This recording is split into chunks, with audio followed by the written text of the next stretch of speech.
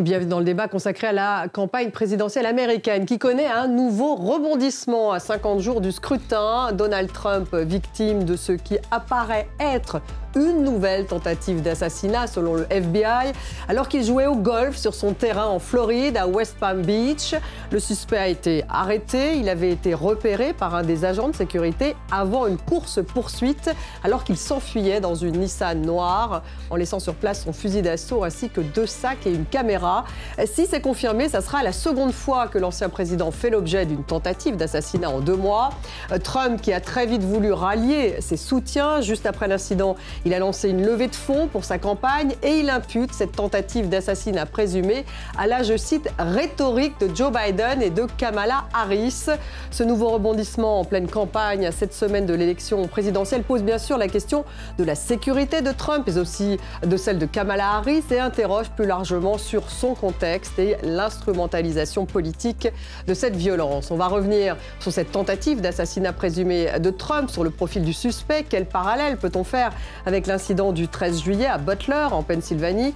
Les mesures de sécurité autour des candidats devraient-elles être renforcées? Quel est l'impact sur le scrutin, sur les électeurs? Plus largement, comment expliquer une telle violence? Cette campagne est-elle particulièrement dangereuse? Voilà les questions que nous allons poser à mes invités. J'ai le plaisir d'avoir à mes côtés Tristan Cabello. Bonsoir. Bonsoir. Merci d'être avec nous, historien spécialiste des États-Unis, également maître de conférence à la Johns Hopkins University. C'est ça. Bienvenue à vous. Merci. Ketevan Gorges-Destany est avec nous ce soir. Bonsoir. Bonsoir. Chroniqueuse internationale et également ancienne correspondante aux États-Unis.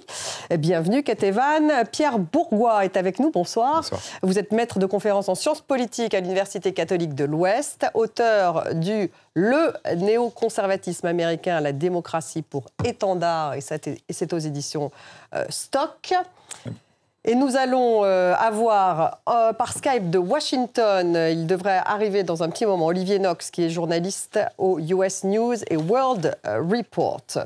Le suspect de cet attentat présumé, cette attaque présumée de Donald Trump s'appelle Ryan Wesley, il a 58 ans. Il aurait donc tenté de rejoindre le front ukrainien, dit-on. Il a un casier judiciaire. On fait un point en image avec Valérie Lerouge.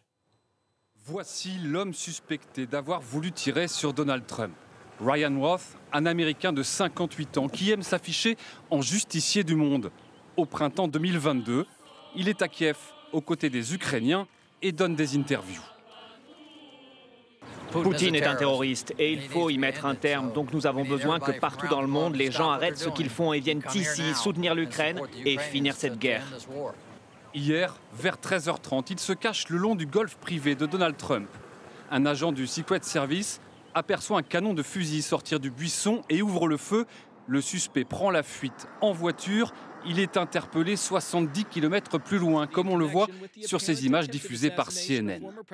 Sur place, il a laissé un fusil d'assaut, une lunette de visée et une caméra GoPro, mais il n'aurait pas eu le temps de tirer sur l'ancien président. L'ancien président Donald Trump est sain et sauf. Le personnel des services secrets américains a ouvert le feu sur cet homme armé qui se trouvait près de la limite de la propriété et l'affaire fait l'objet d'une enquête. Ryan Roth aurait déjà fait l'objet de 8 arrestations pour des délits mineurs. Sur les réseaux sociaux, il se raconte beaucoup et se présente en défenseur de l'Ukraine, des opposants au régime chinois ou biélorusse. À Hawaï où il habitait, ses voisins n'avaient rien à en redire. À chaque fois qu'on a échangé avec lui, il était vraiment avenant et sympa. Donald Trump a aussitôt réagi en disant qu'il ne lâchera rien. C'est la deuxième tentative d'assassinat contre lui en 2 mois. Le 13 juillet, il a été touché par une balle en plein meeting en Pennsylvanie. Des images qui ont marqué la campagne électorale, décidément pleine de rebondissements. Ketevan Gorges-Destany, on vient. Donc Ryan Wesley Roth, c'est un peu...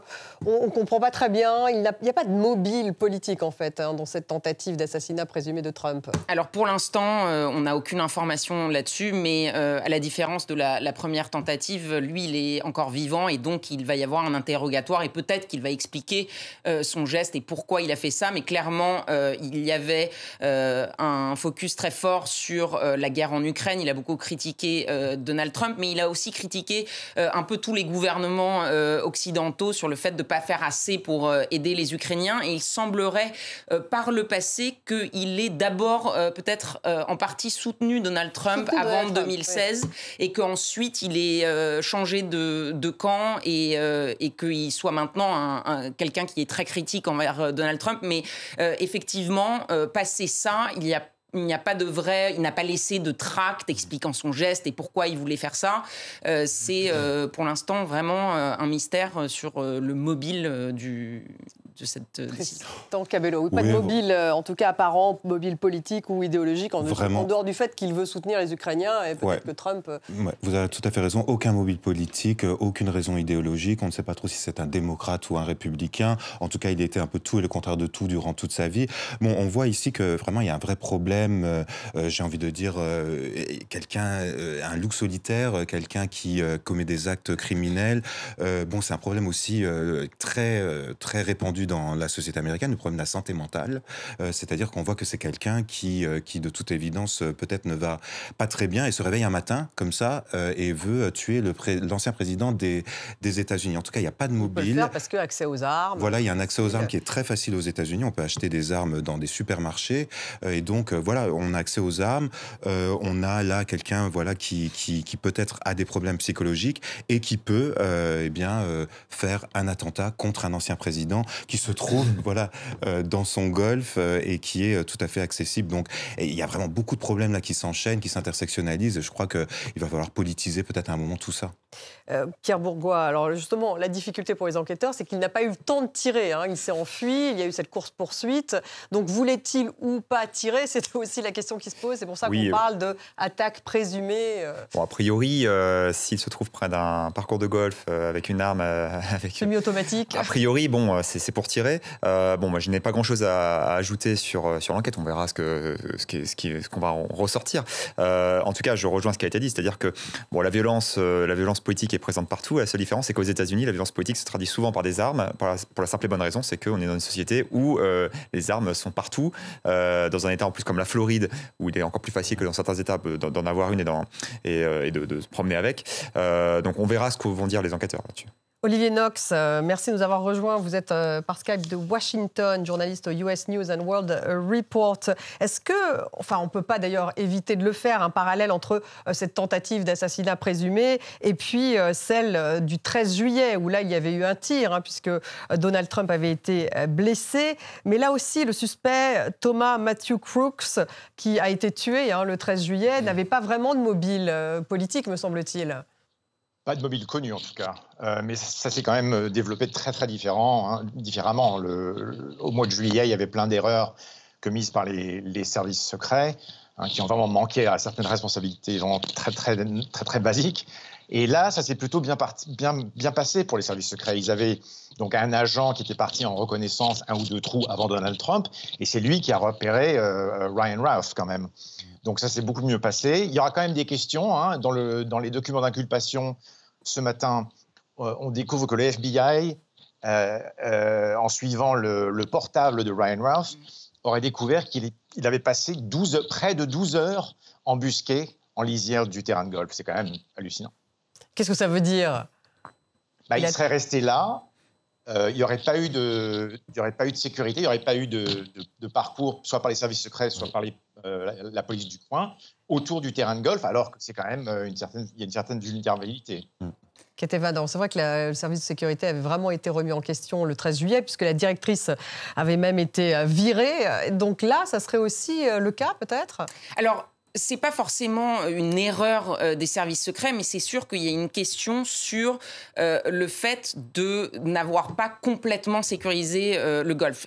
Quand Donald Trump était président, à ce moment-là, quand il allait golfer, en général, c'était beaucoup plus sécurisé. Là, en plus, quand on regarde l'extérieur de ce terrain de golf, en gros, il y a des arbres, il y a une petite grille, mais il n'y a pas de vrai mur qui protège l'enceinte de ce golf. Et c'est surtout sur sur deux grosses avenues de West Palm Beach où il y a un trafic monstre, puisqu'on est juste à côté de l'aéroport. Donc, il y a beaucoup de passages, il y a des piétons, il y a des voitures. Et effectivement, la question, ce serait de dire pourquoi il n'y avait pas une sécurité 360 autour du golfe. Mais ça, juste réalistiquement, les services secrets n'ont pas assez de mains pour pouvoir vraiment sécuriser chaque mètre de ce gigantesque terrain de golf. Alors, dans quelle mesure, justement, le dispositif de sécurité est-il remis en question? On va faire un point en image avec Julien Cheida. Une rapidité d'exécution saluée par les autorités. Mais la présence d'un homme armé aussi près de Donald Trump pose question. 2 mois seulement après la tentative d'assassinat dont il a été victime en plein meeting. Dimanche, le club de golf de West Palm Beach avait été en partie fermé pour l'ancien président. 3 routes fréquentées l'entourent et les golfeurs peuvent être visibles de la rue à plusieurs endroits. Le tireur présumé s'était posté au milieu d'arbustes, à proximité des trous 5 et 6. Si l'ancien président bénéficie d'une sécurité renforcée depuis juin dernier, elle reste d'un niveau moins élevé que lorsqu'il était à la Maison-Blanche. Il n'est pas président en exercice. S'il l'était, tout le terrain de golf aurait été encerclé. Mais comme il ne l'est plus, la sécurité est limitée aux zones que le Secret Service juge possibles. Joe Biden a demandé à ce que Donald Trump puisse obtenir les ressources nécessaires pour lui assurer une sécurité totale. Le Secret Service est dans l'œil du cyclone depuis la fusillade en Pennsylvanie. Un homme avait tiré à plusieurs reprises depuis un toit non sécurisé situé à 100 mètres du candidat républicain. La directrice de l'agence avait démissionné quelques jours plus tard, tandis que 5 agents ont été placés en congé administratif. Et on va écouter Joe Biden, justement, qui a réagi. Dieu merci, l'ancien président va bien. Je pense que nous allons avoir un rapport complet. Nous serons sur place ce soir. Il y a une chose que je veux dire clairement, les services secrets ont besoin de plus d'aide et je pense que le Congrès devrait répondre à leurs demandes s'ils ont effectivement besoin de plus d'aide. Tristan Cabello, donc effectivement, il y a ce débat sur les services secrets. Clairement, lorsqu'on est président, on est beaucoup plus sécurisé, enfin le dispositif de sécurité est beaucoup plus fort que lorsqu'on est juste candidat. Oui. Mais ou ancien président, oui. Est-ce si anormal ? Non, alors c'est normal, mais là, ce qui se passe dans ce cas précis, c'est qu'il y a quand même un enchevêtrement de plusieurs systèmes de sécurité. C'est-à-dire, il y a la sécurité personnelle de Trump, il y a la sécurité du Golfe, il y a la police de la ville, la police peut-être de l'État aussi, et puis les services secrets. Et donc là, on ne sait pas vraiment qui est en faute. Si, comme le dit Olivier, la personne, l'assaillant était là sur le site depuis 12 heures, ça veut dire qu'il guettait Donald Trump. Comment savait-il que Donald Trump était là? Comment savait-il qu'il serait à ce moment précis, à cette heure précise, au trou numéro 4 sur le parcours de golf? Ça, c'est plein de questions auxquelles on doit avoir des réponses et on ne les a pas encore. Donc, il va y avoir une enquête pour savoir vraiment qui était en faute. Mais c'est pas sûr que les Secret Service vraiment soient en faute ici. Oui, est-ce qu'il y a des failles ou pas du service de sécurité, Pierre Bourgois, dans ce cas? Sûrement. Encore une fois, moi, je n'ai pas grand-chose à dire puisqu'il y a une enquête qui va le démontrer. Moi, ce qui m'intéresse, c'est comment, dans une société démocratique, on en arrive à avoir, en l'espace de 2 mois, 2 tentatives d'assassinat contre un ancien président des États-Unis. C'est plutôt ça qui, moi, m'intéresse en tant qu'analyste. C'est que la société américaine a toujours été violente. On va peut-être en parler, mais on va en parler ensuite, voilà, il y a eu plusieurs tentatives contre plusieurs présidents. Moi, ce qui m'intéresse, c'est ça. C'est plutôt ça. Comment, en 2024, en l'espace de 2 mois, dans une campagne qui s'intensifie, qui se radicalise, comment on en arrive à avoir 2 tentatives d'assassinat en si peu de temps? On va y revenir. Olivier Knox, juste encore un mot justement sur le service de sécurité. On voit tout de même que Joe Biden, là, est proactif. Il dit, s'il faut plus de moyens, à ce moment-là, donnez-leur plus de moyens. Donc, ça voudrait dire que le candidat Trump et la candidate Kamala Harris pourraient avoir un dispositif de sécurité renforcé pendant les 2 mois là, qui viennent. Oui, c'est possible. Enfin, Kamala Harris, elle a déjà un dispositif de sécurité extrêmement poussé. Ils avaient renforcé le dispositif de sécurité pour Trump à 2 reprises, au mois de juin, après la découverte par les renseignements américains d'un complot iranien pour l'assassiner, et encore une fois après la tentative d'assassinat de juillet. Les services secrets, en 2024, ils avaient à peu près $1 milliard pour la protection des personnes à leur charge. Alors, je pense qu'on va voir au Congrès une majorité bipartisane qui va dire mais est-ce qu'il faut augmenter justement ces fonds? Est-ce qu'il faut faciliter le recrutement des agents qui protègent les candidats, les présidents, les vice-présidents, etc. Je pense qu'on verra une majorité assez forte dire oui, et bien d'accord, on leur donne plus de fonds.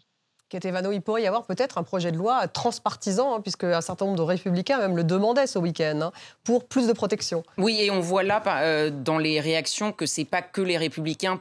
Plusieurs démocrates sont sortis en disant on ne peut plus rester comme ça. Il faut qu'on gère le problème et que s'il y a un problème et si les services secrets nous disent que là, c'était un problème qu'ils auraient voulu sécuriser et qu'ils n'avaient pas les moyens de sécuriser, il faut qu'on voit comment on peut les aider. Et on sent là, comme ce qui a été dit, que c'est quelque chose de bipartisan et que même les démocrates qui peuvent critiquer Donald Trump sont là d'accord avec les républicains sur le fait que ce n'est pas normal qu'on soit passé 2 fois possiblement si près d'une catastrophe et d'avoir un ancien président assassiné. Donc là-dessus, on pourrait les mettre d'accord. Oui, on pourrait mettre les républicains et les démocrates d'accord. C'est vrai que Joe Biden l'a déjà dit. Voilà, il faudra plus de moyens pour, en fait, réguler et aussi contrôler la sécurité des anciens présidents et surtout des candidats à la présidentielle. Puisque là, on est dans une campagne présidentielle qui est quand même très polarisée, qui est quand même très énervée, et donc ça peut susciter des grands débordements. Oui, et puis une différence aussi majeure entre la première attaque et la seconde attaque, c'est que cette fois, ça se déroule pendant les activités privées de Donald Trump. Ce qui est que maintenant, il faudra aussi assurer la sécurité lors des événements privés. Sur son golf, exactement dans son domaine. L'impact politique, on va bien sûr y revenir tout de suite 2 mois avant ce scrutin présidentiel et tous les autres. La violence pendant les campagnes américaines politiques aux États-Unis n'est pas nouvelle. 4 présidents américains ont été assassinés, dont JFK. On y revient en images avec Pierre Leduff. Donald Trump visé par des tirs en plein meeting, une fusillade et des cris d'effroi. Le 13 juillet dernier, le candidat républicain échappe à une tentative d'assassinat. Il est venu s'ajouter à la longue liste de candidats ou de présidents américains à avoir fait l'objet de tentatives d'homicide. La violence politique fait partie de l'histoire des États-Unis. Mais cette campagne présidentielle en particulier est marquée par une très forte polarisation. Donald Trump est connu pour ses discours incendiaires. En janvier 2021, ses partisans radicaux, galvanisés par son discours refusant la défaite, ont pris d'assaut le Capitole. Des images inédites de chaos suscitant l'indignation internationale. Le bilan s'élève à 4 morts parmi les manifestants. Mais le candidat républicain attise aussi la haine contre lui et la violence, dans un pays où les armes à feu circulent avec une facilité déconcertante. Kamala Harris a eu dimanche exactement les mêmes mots que Joe Biden le jour de l'attaque du meeting de Butler. La violence n'a pas sa place en Amérique. À une 50aine de jours de l'élection, cette nouvelle tentative d'assassinat présumée contre Donald Trump vient faire monter d'encore un cran la tension qui règne dans cette campagne. Olivier Knox, alors c'est vrai que la violence aux États-Unis, la violence est politique, ça date pas d'aujourd'hui, mais est-ce qu'on peut dire que là, on assiste tout de même à un tournant ? C'est pas forcément un tournant, c'est plutôt un retour, je dirais, aux années 60, quand on a eu la candidature de Robert Kennedy, qui s'est terminée avec un assassinat, avec l'assassinat de Martin Luther King. Donc c'est pas forcément un tournant, mais c'est vrai que c'est quand même une accélération assez inquiétante. Et comme disent vos collègues, on a une polarisation assez hallucinante en ce moment aux États-Unis.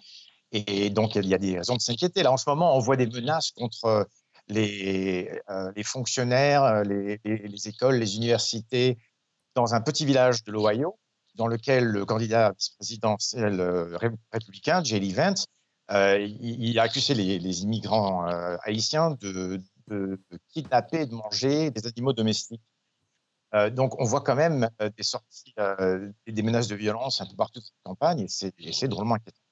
Et Tristan Cabello, c'est vrai qu'on parle de nouvelles alertes à la bombe. Hein. Cette ville dont vous parlez, j'imagine, Olivier Knox, c'est Springfield, hein, donc dans l'Ohio, cette petite ville du Midwest, effectivement, au cœur de cette polémique qui avait été reprise par Donald Trump, puisque lui avait affirmé qu'il y avait des migrants haïtiens qui mangeaient des chats et des chiens. Et du coup, ça se traduit aujourd'hui avec des alertes à la bombe dans cette ville et puis d'autres propos très violents. Donc ça alimente cette violence. Oui, et pas que. Et alors, il y a eu bien sûr donc, les alertes à la bombe à Springfield, Ohio. Il y a eu des alertes à la bombe aussi dans le Minnesota, là où Monsieur Valls, le colistier de Kamala Harris, est le gouverneur. C'est vrai qu'il y a vraiment une grande polarisation en ce moment aux États-Unis. Vraiment dans cette campagne, moi je l'ai jamais vu ça. Donc elle est quand même différente. Elle est quand même très différente, c'est-à-dire qu'on a quand même deux candidats qui sont extrêmement polarisants, qui vraiment des deux côtés, s'engagent dans des discours qui sont quand même d'une rare violence, aussi bien Kamala Harris que Donald Trump d'ailleurs. Hein. Je veux dire, il ne faut pas vraiment exonérer les démocrates ici. Et vraiment, quand on vit là-bas, on voit vraiment que des Américains ne se parlent plus. On voit vraiment que même au sein d'un même parti, c'est-à-dire dans le Parti démocrate, il y a l'aile progressiste qui ne parle vraiment plus à l'aile centriste. Donc il y a vraiment des grandes tensions. C'est un pays qui est très facturé, qui est très archipélisé, comme on dit ici. Et il faut prendre ça en compte dans cette campagne. C'est beaucoup plus le cas qu'il y a 4 ans. Vous pensez, Ketevan Par rapport à 4 ans, je ne sais pas, mais en tout cas, c'est clair qu'au fil des années, ça ne fait que s'aggraver. Ça, c'est sûr et certain. Et notamment, la période, la transition entre Barack Obama et Donald Trump a été très violente. Je veux dire, sous Barack Obama, lui, je crois qu'il a le record de tentatives déjouées contre lui avec des complots. Il y avait des bombes, il y avait des lettres empoisonnées, il y avait quelqu'un qui avait essayé de tirer contre la Maison-Blanche à ce moment-là. Donc depuis ce moment-là, il y a vraiment, je pense, une aggravation. Et on l'a vu, et là on parle bien entendu des gens les plus connus, des candidats à la présidentielle, un ancien président, une vice-présidente. Mais il ne faut pas oublier qu'il y a 5 ans à peu près, un représentant à la Chambre républicain, Steve Scalise, il s'est fait tirer dessus à un match de baseball avec d'autres représentants. Il y a 15, je crois que c'était en 2011, Gabby Giffords, une représentante qui était en campagne, qui a été visée. Elle a pris une balle dans la tête, elle a survécu. Mais c'est... Il y a une accélération, mais ce n'est pas nouveau. En fait. Voilà, ce n'est pas nouveau. Et effectivement, il y a aussi le fait que les armes sont aussi de plus en plus disponibles aux États-Unis. Donc, plus le nombre d'armes s'accroît dans le pays, plus il y a d'occasions, quand il y a quelqu'un qui a envie de faire quelque chose de ce genre, ça devient aussi de plus en plus facile d'accéder à une arme. Et il y a plus d'armes que d'habitants aux États-Unis. Plus d'armes que d'habitants maintenant. C'est exceptionnel. Oui, essayons si on prend un peu de recul et on essaie d'analyser la période des années 60 a été mentionnée par votre correspondant à Washington. Moi, je vois pas notre correspondant, il est journaliste au US News and World Report. Il est à Washington. À Washington, moi, je vois une forme de similitude. Pourquoi ? Parce qu'en fait, la division idéologique est saine en démocratie. C'est normal dans une démocratie, dans une société pluraliste, de s'affronter sur des questions idéologiques. La différence, c'est qu'aujourd'hui, les deux camps s'affrontent aussi sur des questions identitaires. Être conservateur ou être démocrate dans la société américaine d'aujourd'hui, ça me renvoie un petit peu à ce qui se passait dans les années 60, c'est toucher au cœur même de l'identité de la personne. C'est-à-dire que quand on dit que les personnes ne se fréquentent pas, même de manière physique aux États-Unis dans certains endroits, c'est parce qu'en réalité, lorsque vous attaquez le conservatisme aux États-Unis, lorsque vous attaquez Donald Trump et ses partisans, vous attaquez aussi un aspect identitaire, c'est-à-dire que c'est l'Amérique, on en parlait souvent, l'Amérique rurale, le rapport donc aux armes à feu, le rapport au big government, le rapport à l'avortement, et c'est la même chose au côté démocrate, lorsqu'on attaque les fameux bobos des côtes, etc. C'est la même chose. En fait, je pense qu'au-delà des fractures idéologiques qui ont toujours existé, il y a maintenant une fracture identitaire. On attaque l'identité même de la personne. C'est ça, vous pensez aussi, Olivier Knox, cette identité de chacun qui finalement est attaquée et donc cette impossibilité de débattre ? Oui, je pense qu'il y a... C'est certainement le cas. On voit un rapport entre l'individu et la politique qui a changé quand même s'il y a toujours eu des... Bon, je vais les appeler des croyants, hein, républicains et démocrates. C'est vrai que maintenant, on a beaucoup moins de patience pour le désaccord, on a beaucoup moins de patience pour les différences politiques.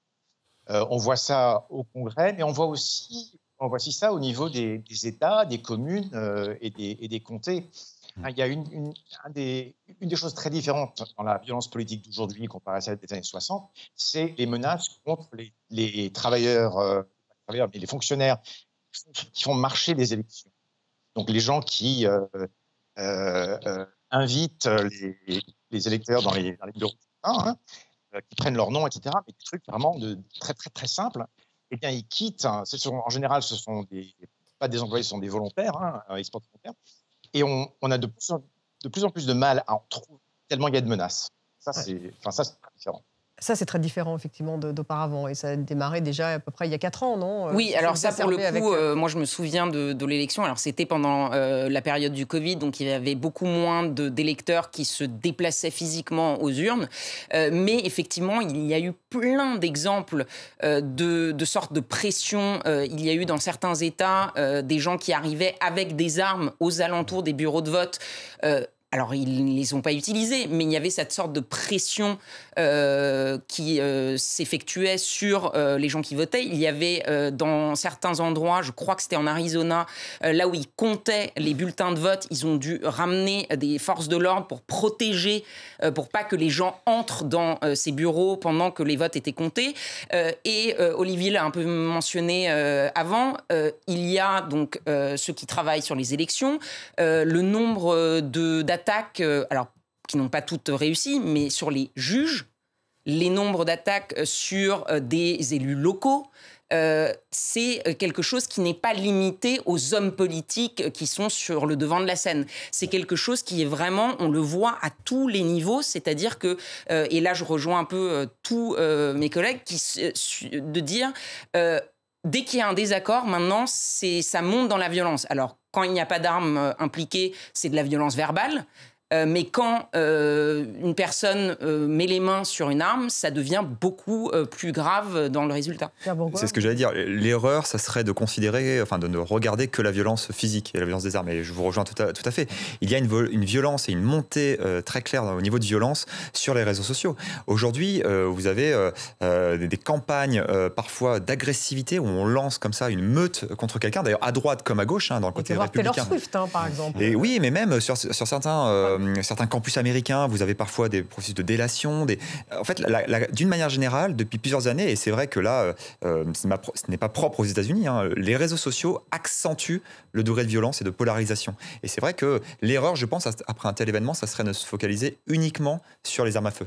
Je vais juste rebondir sur ce que disait Pierre, c'était très vrai, c'est-à-dire à quel point les Américains se sentent connectés identitairement à leur affiliation politique, mais ça vient bien au-delà d'ailleurs des démocrates et des républicains. C'est les démocrates, les républicains, les indépendants, mais aussi les gauchistes qui ne s'entendent pas vraiment avec les démocrates, par exemple. Ce que disait Pierre est très intéressant. Par exemple, cette semaine, le Parti démocrate a comme ça lancé une campagne sur les réseaux sociaux d'insultes, de dénigrement envers les tout petits candidats qui sont des candidats qui font 1% à la présidentielle, c'est-à-dire le Dr Stein, par exemple, qui est la candidate du Parti écologiste. Et c'était très, très violent. Et donc, on a une multipolarisation comme ça des identités. Et c'est des identités qui sont très fortes et qui sont mobilisées sur les réseaux sociaux, mais aussi dans la rue. Donc, c'est contexte très inflammable. Ouais. Vous écoutez Olivier Knox.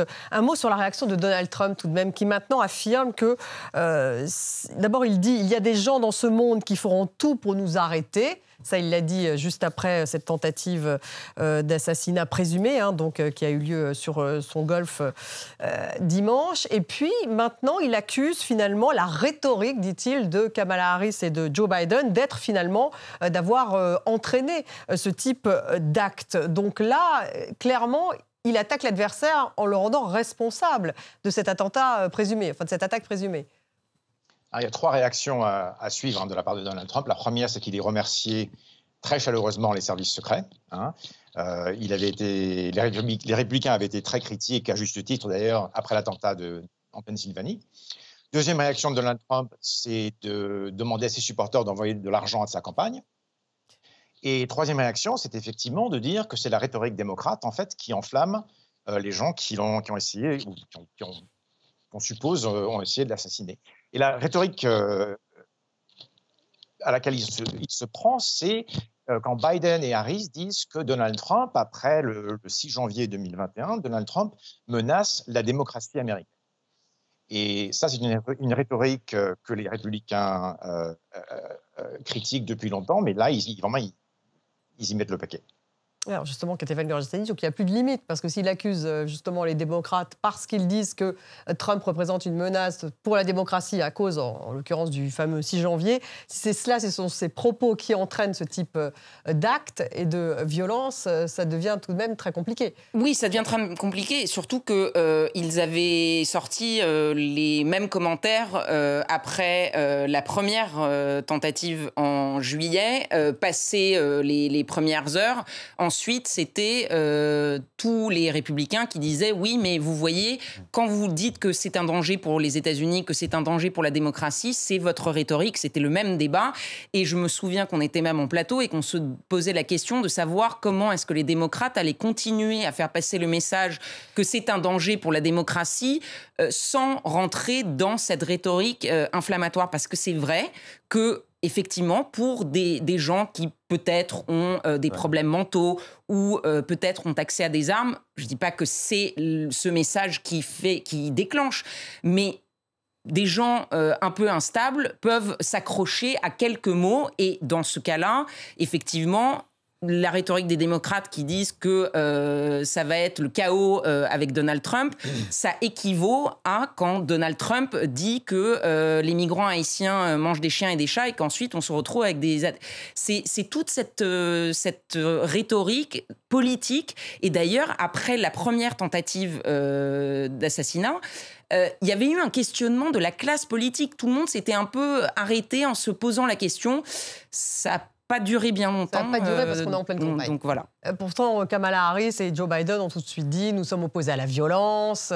Et d'ailleurs, Donald Trump ajoute également « je suis pour la paix et l'unité ». Bien sûr, mais quand on dit ça, finalement, on a un peu rien dit. C'est-à-dire que Kamala Harris, quand elle dit « je suis contre la violence », qui est pour la violence, hein.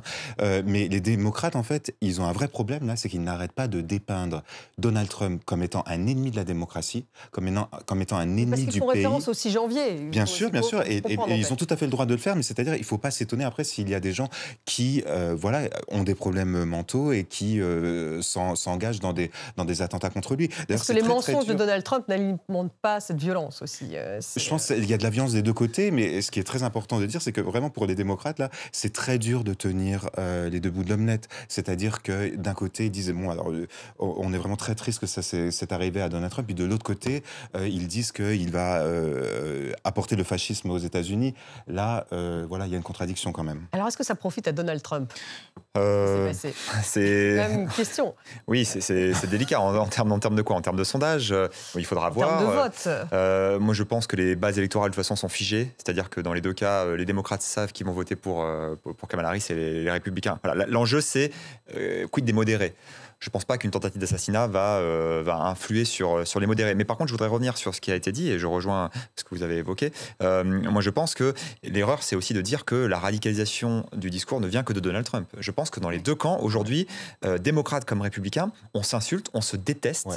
Mais il y a un degré même de haine, on peut le dire, clairement, multigénérationnel. C'est-à-dire que des jeunes comme des plus anciens, les deux camps se détestent et on se pose la question, et moi je suis assez pessimiste, jusqu'où ça va aller ?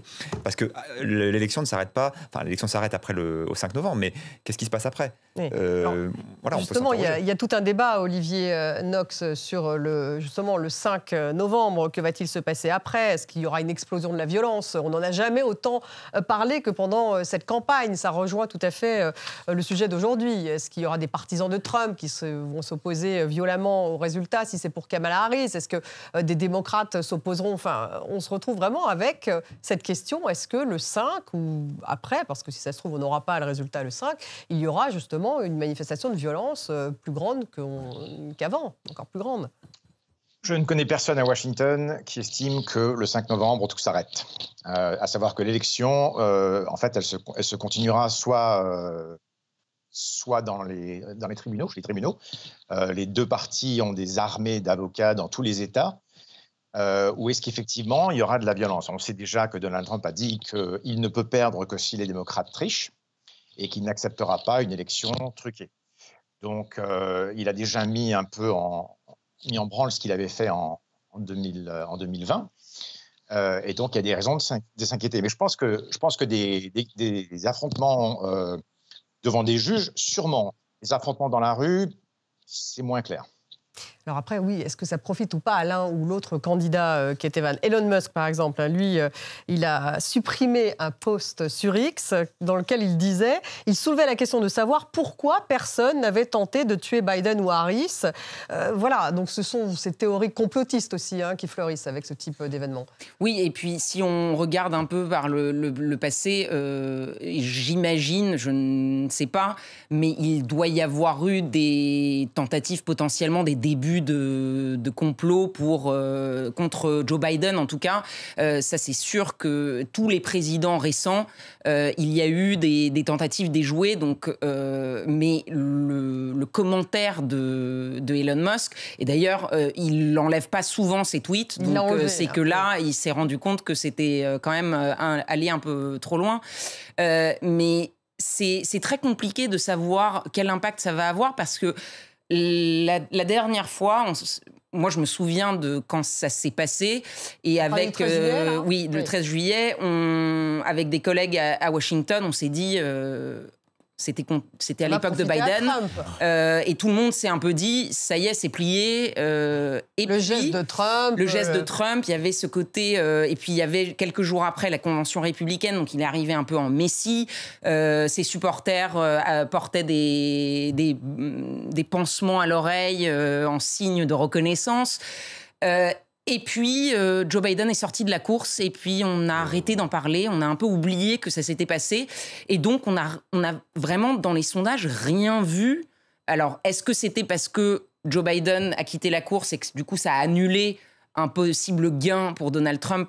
Personne ne sait.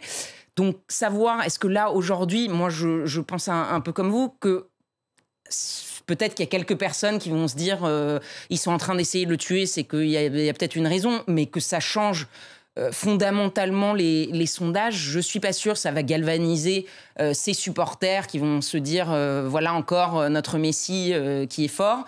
Et puis les démocrates qui détestent Donald Trump vont rester dans leur camp de dire donc on le pas déteste vraiment toujours. D'impact. Ça profiterait à ni l'un ni l'autre. Ça profite pas forcément à Trump. Ça va pas changer grand-chose, je crois. Alors qu'on a beaucoup dit effectivement le 13 juillet que ça profitait beaucoup à Trump. Oui, et le 13 juillet, comme vous le disiez très bien, c'est-à-dire que le 13 juillet, c'était juste avant la convention, donc il y a eu un petit frémissement dans les sondages, mais c'était un peu ce qu'on appelle le convention bump, c'est-à-dire le petit frémissement après les conventions. Là, je crois que ce qui manque, je vais être assez cynique, ce qui manque, c'est quand même une image. Il n'y a pas d'image de cet attentat. S'il y avait une image, comme il y a eu le 13 juillet, là, peut-être que les républicains auraient pu galvaniser et mobiliser les troupes. Ici, ça reste quelque chose quand même d'assez abstrait. On sait qu'il y a eu une tentative, mais en fait, on n'a pas la preuve par l'image, on n'a pas la preuve par les réseaux sociaux.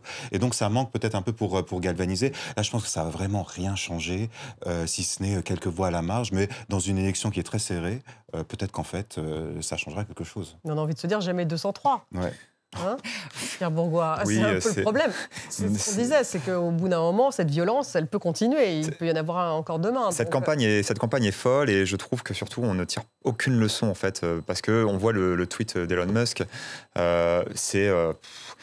Je trouve ça alors à la fois terrible pour la démocratie américaine. Ça donne une image catastrophique et surtout. Là, on voit l'image de l'arrestation du suspect justement, qui est donc resté 12 heures posté.